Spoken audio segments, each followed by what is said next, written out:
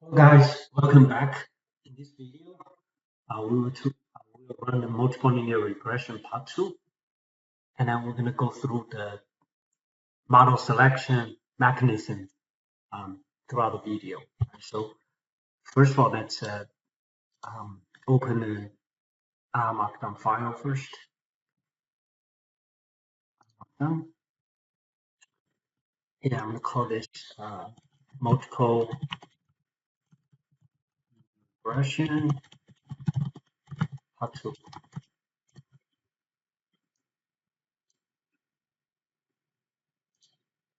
So I'm going to save it. So again, I'm going to just delete all this unnecessary line.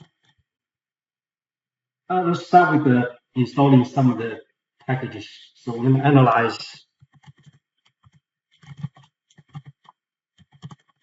an empty cast dataset using the model selection mechanism. Okay, so this is our goal. So first of all, let's have the coding block. Now we're going to need to install some packages. First one is a tidyverse, and second one is the carrot.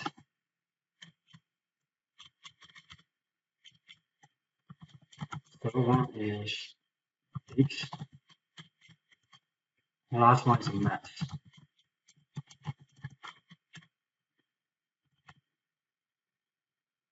Let's now run this code. Okay. Next, we will create the correlation matrix to get overall picture about this correlation. Create a correlation matrix using the empty class dataset. And again, got a coding block. Now we need this package. It's called a HMIC library HMIC.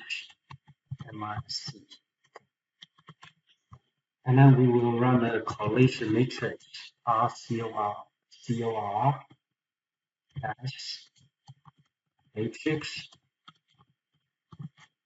and then with empty cache.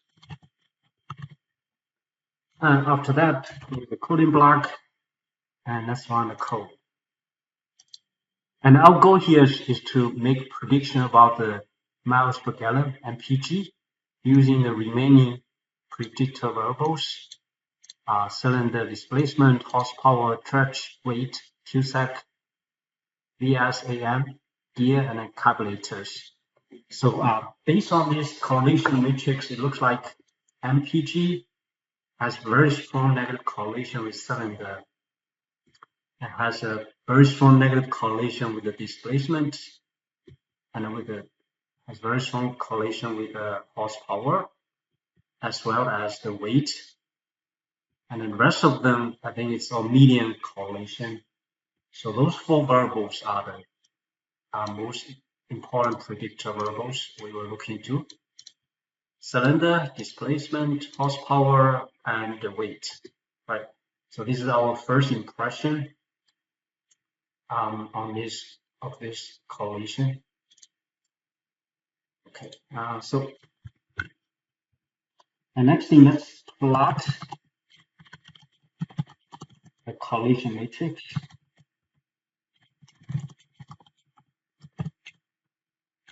And again, we need this, let's say, block. And we need library, COR plot.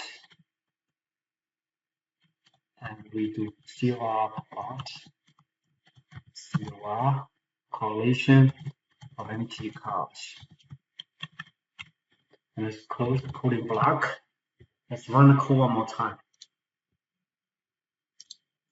And we get this correlation matrix plot, and it's separated by the correlation coefficient. Like it's right here on the high end is it's 1. It's perfect positive correlation, and then the color is a dark blue, right? Almost like extremely dark. And then on the low end, it's -1. That's a perfect negative correlation, and it's represented by the dark red. And then if there's no correlation, you will see a clear color here.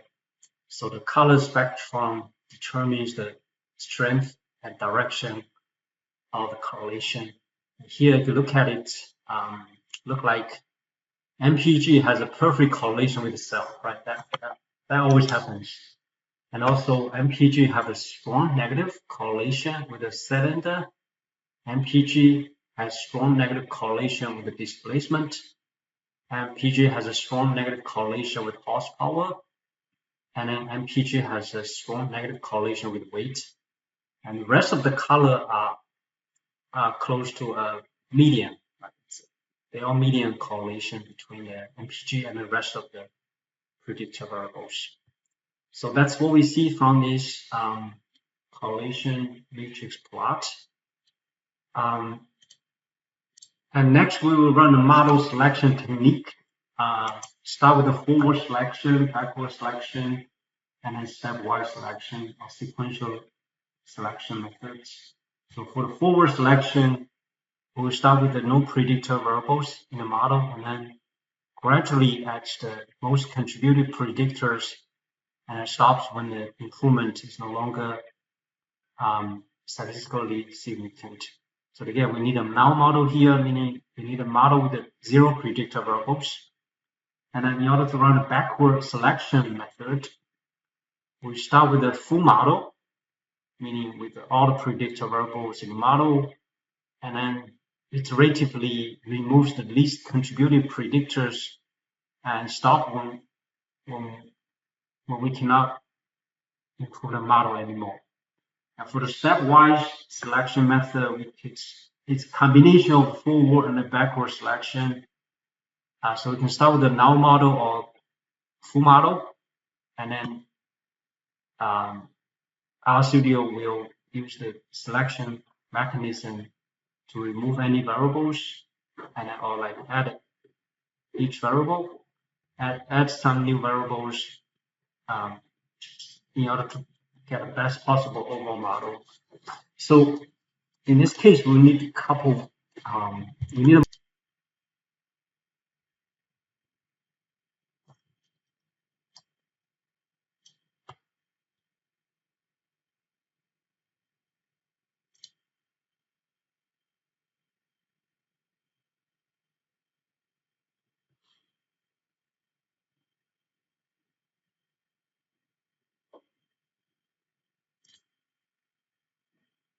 and we look at it. It looks like step model 1 fails render a valid model here. It just shows us it stay with the null model, right? It doesn't give us any meaningful overall model here. So our conclusion here is forward selection method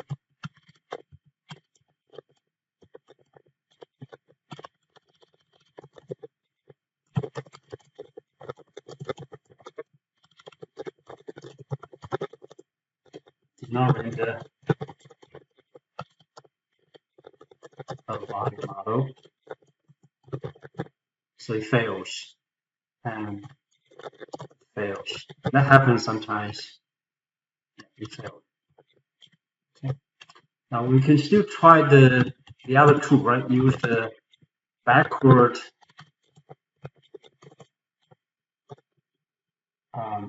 elimination method, backward selection method to generate the most best overall model. So again, get a coding block, and we call this step model 2. And then we're still using step AIC. And then we're using a full model here for the backward selection method. We need a full model. And direction here is backward. Trace is force. And let's get a summary of step model 2.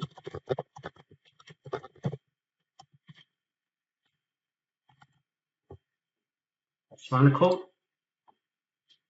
And then it looks like it gives us a meaningful overall model here. So they're picking weight, QSAC, and then AM, right?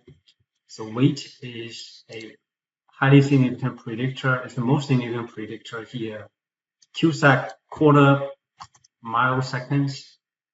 How much time it takes to reach the quarter mile. And then AM, that's also is a significant predictor with a minimum, benchmark, right? It's only 1 star. The other two has 3 stars.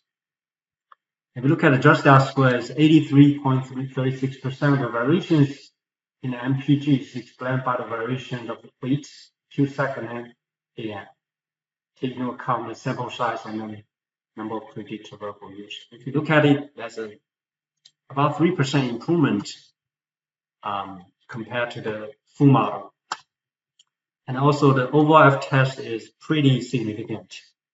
So again, this is pretty good, right? Overall model. So let me just quickly summarize what we have here. So note backward selection method, render body model, body best model using 3 predictor variables: weight, QSAC, and AM. So then let's keep a note of that, and then let's run the third one, right? Let's run the third one, see what happened here, which is the sequential selection method, stepwise selection method. So let's get a. So now here, run the stepwise selection method to create the best overall model. One more time, get a coding block. And let's put in step model 3. Step AIC. And then we use a full model. We can use either null model or full model. I decided to use full model here. Also use the null model. Maybe you could try that as well. Okay. Yeah. Okay. So we call this both, right? The direction is both. And trace is force. And let's take a look at this summary of step model 3. Okay, and then let's see. Let's run the code. And it looks like stepwise selection method also render the same best overall model with using the weight, QSAC, and then AM. You look at the t-score here, they are pretty, especially weight and QSAC are extremely large, and the p-value are extremely small. So those two are highly significant predictor variables. And weight is probably the most significant predictor because the p-value is the smallest. QSAC it's ranking in the middle one, and AM is it's significant, but it's the least significant among all 3 predictor variables. And we look at the overall just R square again, it's the same as the previous one. And also we can start with, I'm gonna also start with the, okay, we'll call this time model 4, right? I'm gonna start with the null model, see what we end up with. If we end up with the same thing, so I'm gonna here just copy this code since we pretty much we call this time model 4. And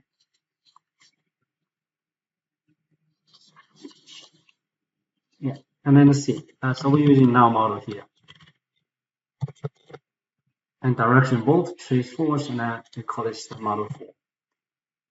Let's see if we end up with the same result.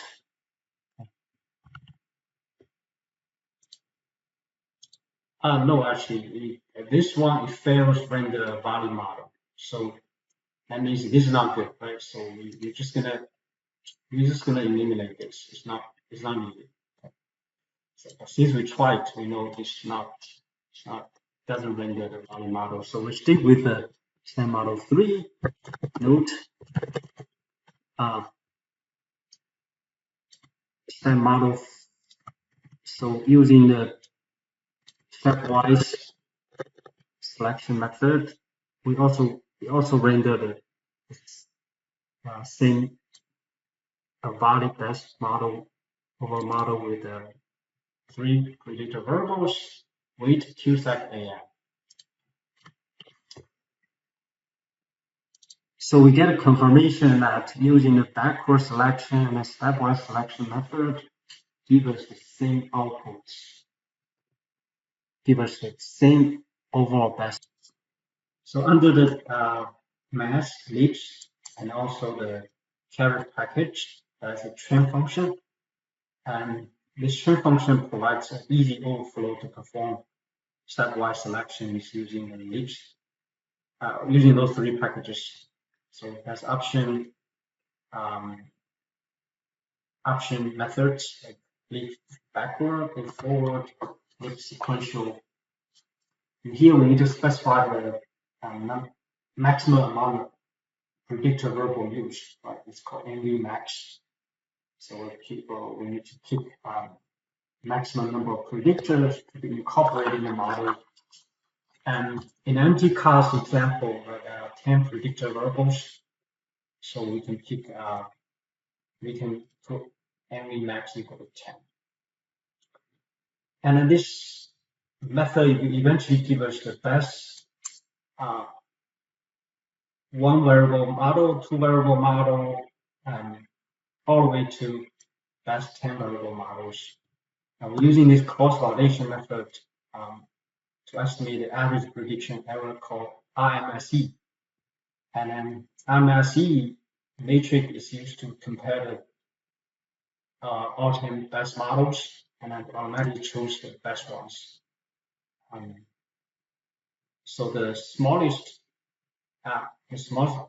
RMSE will render the best overall model. So now let's run this code. Okay, so let's run the model selection technique using those 4 packages: lips, carrot, and also the mass package. Run the model selection mechanism using 4 packages.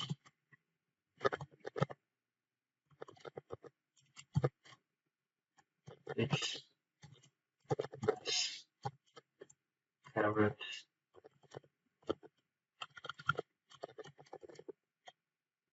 and I think that's one more. It's also tidyverse. Okay, tidyverse.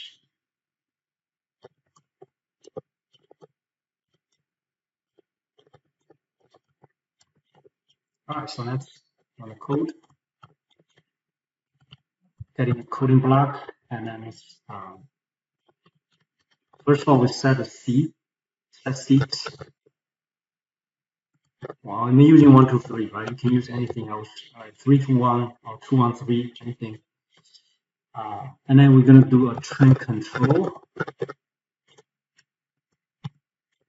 And we are asking RStudio to control this empty cast data set. So method is called a CV. And then the numbers is 10, right? The maximum amount of predictor variables here will be 10.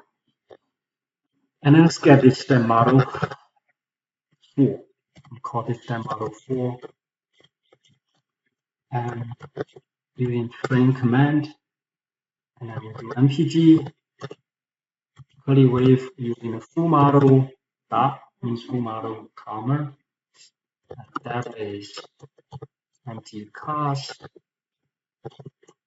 third is leap. I start with backward first. Backward. Very similar, like similar to the previous one, but it works slightly differently. Okay, tune grid, and we call this data frame.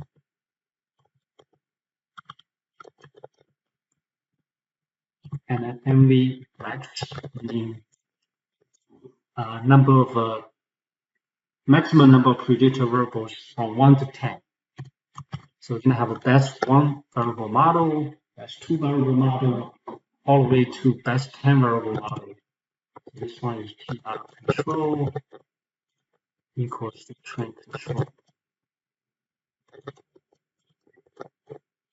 So that's a complete code. And then we're going to take a look at this step model, and then $sign results, step model 4, $sign results. And let's close the coding block. Let's run the code. And here, RMSE and also the MAE are two different selection matrix measuring the prediction error of each model. The lower the RMSE and also MAE, the better it is. So when we examine all those outputs, looks like the 2 variable model is the best because the smallest RMSE, average prediction error, and the mean average error, okay, the smallest. Also, the R square measures the correlation between the observed Y value and the predicted Y values. And the higher the R square, the better it is. And then, yeah, so it looks like, I think we will probably stick with the 2 variable predictor variable. And then, yeah, let's see how that goes, right? And let's just run the remaining code. So let's get this, get a coding block. And then let's call the STEM model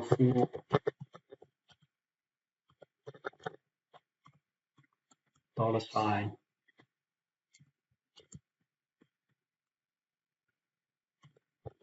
And then dash 2.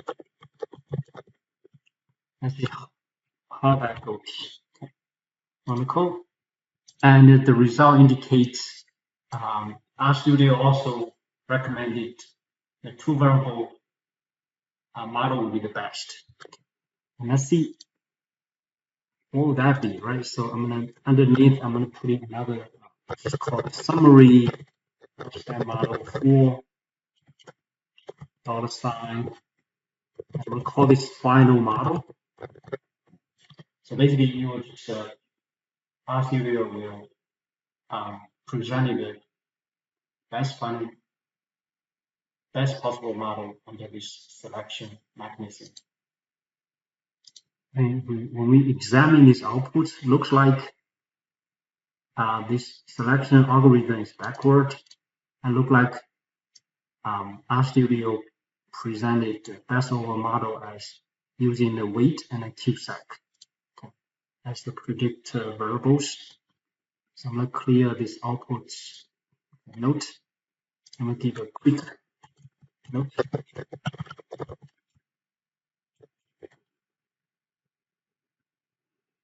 The leap backward selection method provides the best over model with two predictor variables as weight and CubeSat. And now let's use the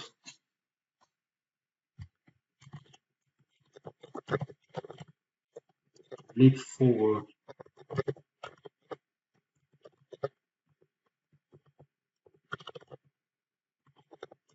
method and generate the best possible model. So again, get a coding block.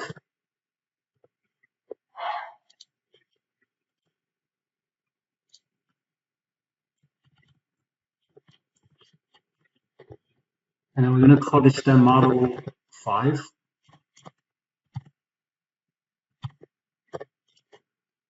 And train MPG. Again, we are using the full model here, dot comma data equal to MP cost method equal to leap forward train grade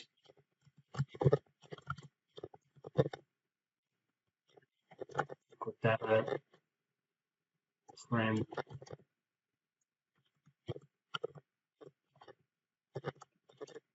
number of maximum amount of the n means number, v means variable, max, so maximum amount of variables, so 1 to 10,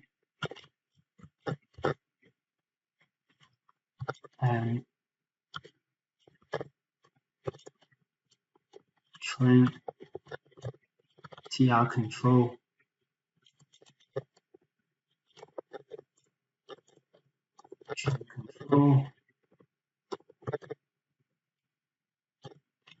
and then we're just going to put all the necessary code. Same model 5, $ results,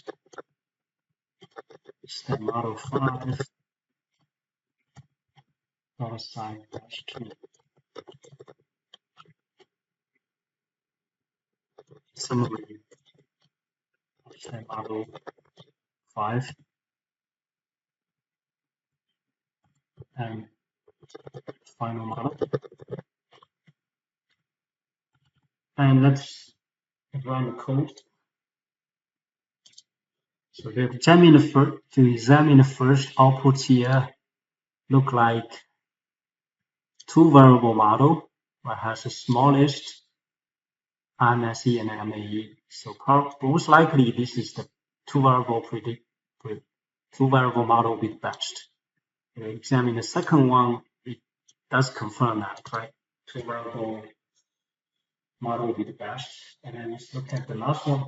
It looks like they have decided weighted cylinder will be the most effective predictor variables under the leap forward algorithm. Right, so I'm going to clear these outputs and just provide a quick summary here. So note, leap forward selection method provides the best possible over model. This one is for which is a weight and then cylinder. Cylinder, number of cylinders. And then let's run the third one, right? So here I'm gonna use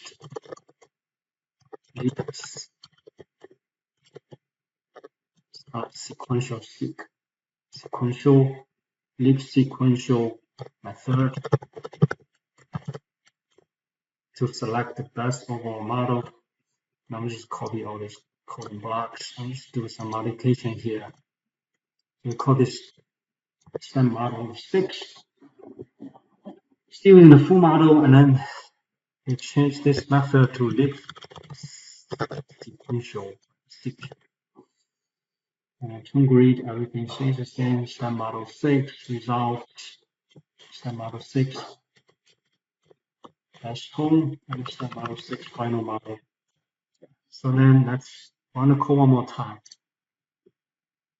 And under the lip sequential selection mechanism, I think the 3 variable model is the best, right? Because the smallest MSE and then MAE compared to the rest of the models. And that's first output. If you look at the second output, it does confirm that 3 variable predictor model is the best. And then if you look at the final model here, it's picking cylinder, horsepower, and weight. So those are the, so here it's a cylinder, horsepower, and weight under the lip sequential. So now I'm going to clear the outputs. I'm going to write the quick summaries here. Note.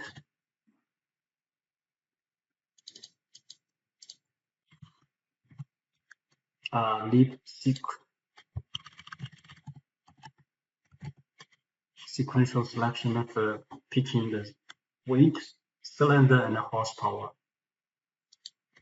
Cylinder and HP horsepower. Okay. Now basically, we get this all kinds of different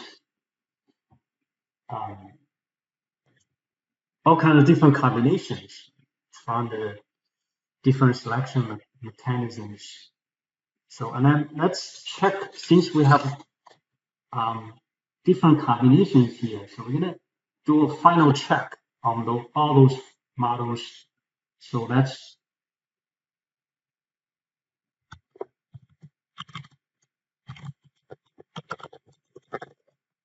run the model, run backward, and a stepwise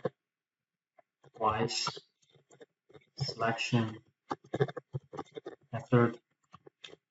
So let's get a coding block. And we will call this model 1 because they are these two render the same outputs. So they are the same model basically.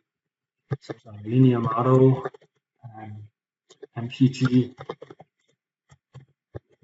weight plus QSAC plus AM.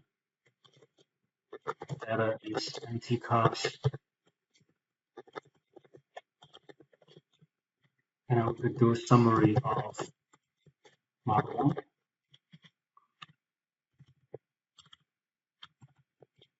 Let's run the code. Yeah, if you look at the result, look like weight and QSAC are highly significant predictor variables. AM is significant, but not very significant. And then overall explanation power is 83.36%. Overall F-test is pretty significant. Okay, so so we're going to compare all those models using this adjusted R-squares. And let's see the second one. So I'm going to clear the outputs here. Let's run the model using the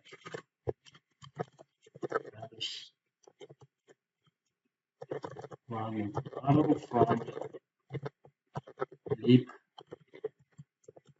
backward selection method. One more time. coding block. And I'm going to call this model 2. Linear model, MPG, curly wave, weight, plus QSAC. And then data is empty cache.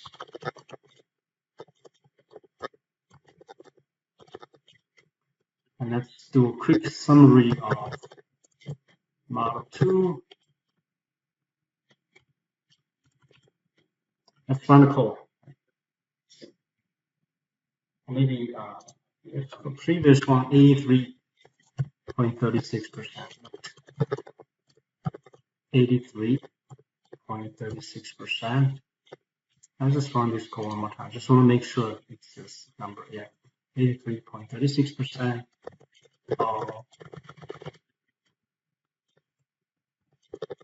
the vibration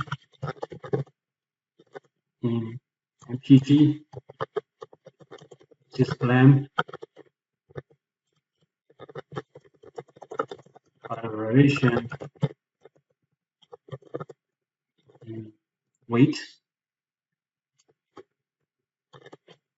QSAC, and AM, taking into account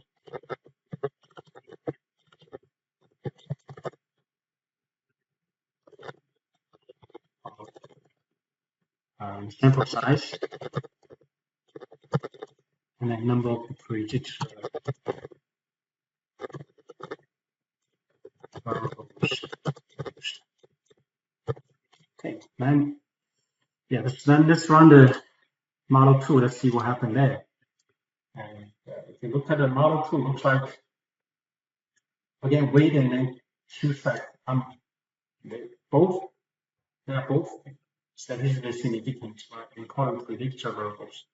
Again, weight is slightly better, and if you look at adjusted R square, it go down slightly. So here, I think the model 1 is better compared to model 2, but we're gonna 81.44%. I'm gonna clear this for a second, and then let's put in a quick summary here. So it's 81.44% of the variations is by the weight and then QSAC. Just only 2 predictor variables and QSAC. So similar results here. Now let's run the model 3.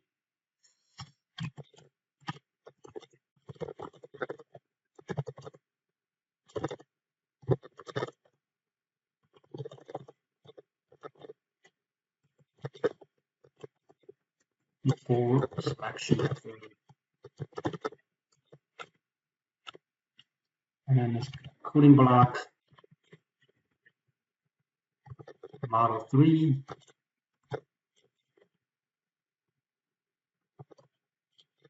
model, MPG, curly wave, weight,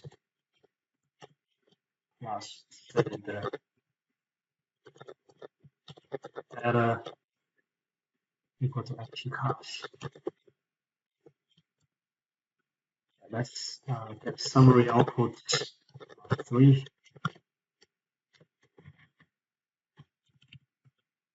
Let's run it.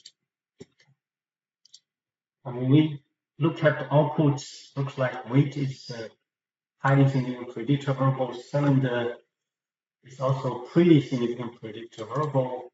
And then here, adjusted R square is 81.85%. So what this saying is, note 81.85% of the variation in MPG is explained by the variation in weight and then cylinder.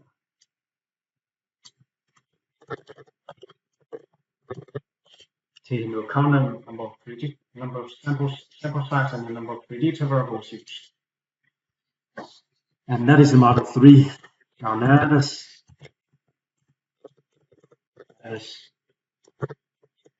run the model. on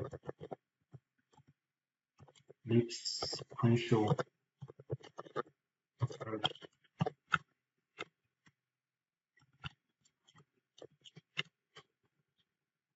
course model 4. Linear model, MPG, cylinder, we're using weight plus cylinder plus horsepower. That is ET cost. That summary output model 4.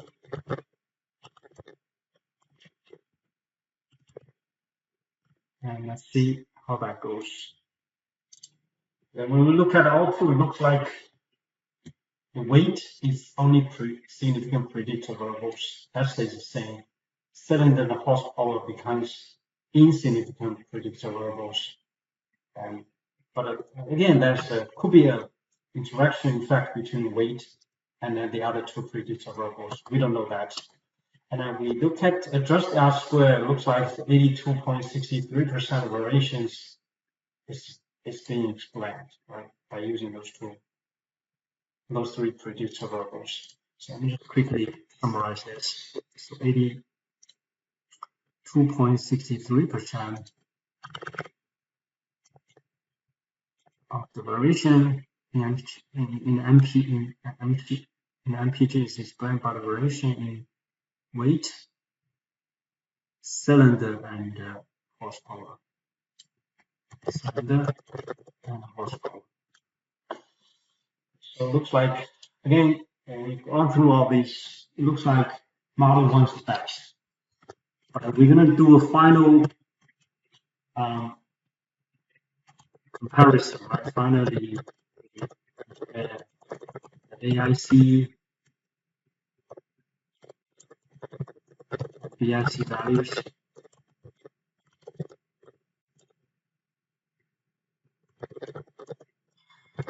Above 4 models, for the above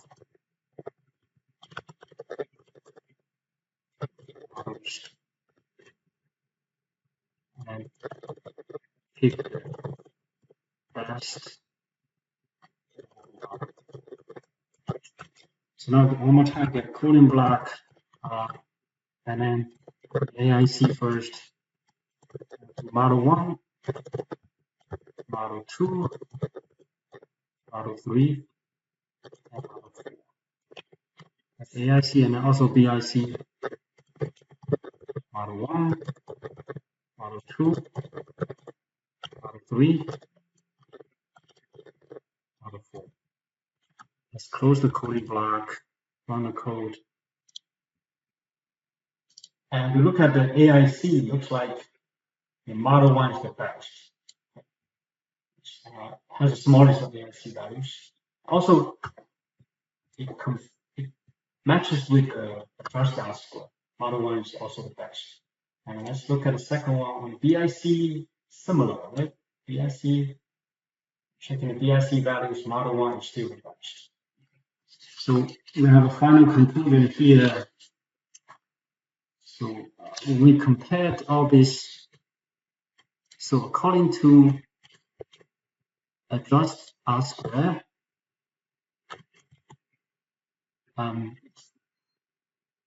so according to